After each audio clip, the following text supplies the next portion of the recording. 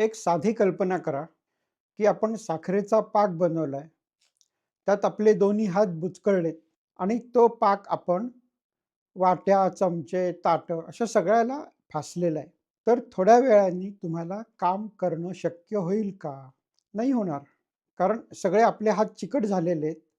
आपण कुठलाही वस्तू उचलू शकत नाहीये, काम करू शकत नाहीये.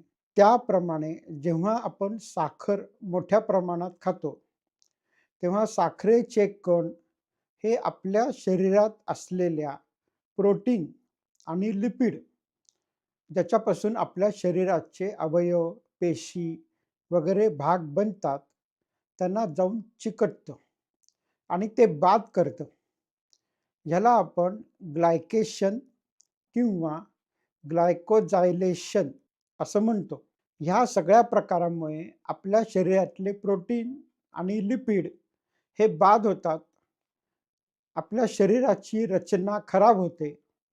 आपल्या शरीरातले अवयव आणि पेशी नीट बनवू शकत नाहीत किंवा काम करू शकत नाहीत आणि ह्या सगळ्या प्रकारामुळे आपल्याला जे आजार होतात, त्याचं प्रमाण मोठ्या प्रमाणात वाढतं. आता कुठले आजार वाढतात ह्या ग्लायकेशनमुळे? तर त्याच्यामुळे इन्फ्लमेशन किंवा सूज यायचं प्रमाण वाढतं, सांधेदुखी वाढते, मोतीबिंदूचं प्रमाण वाढतं, डायबिटीसचं प्रमाण वाढतं, किडनी फेल व्हायचं प्रमाण वाढतं आणि अल्झायमर म्हणजे स्मृतिभ्रंश नावाचा जो आजार आहे, त्याचंही प्रमाण वाढतं.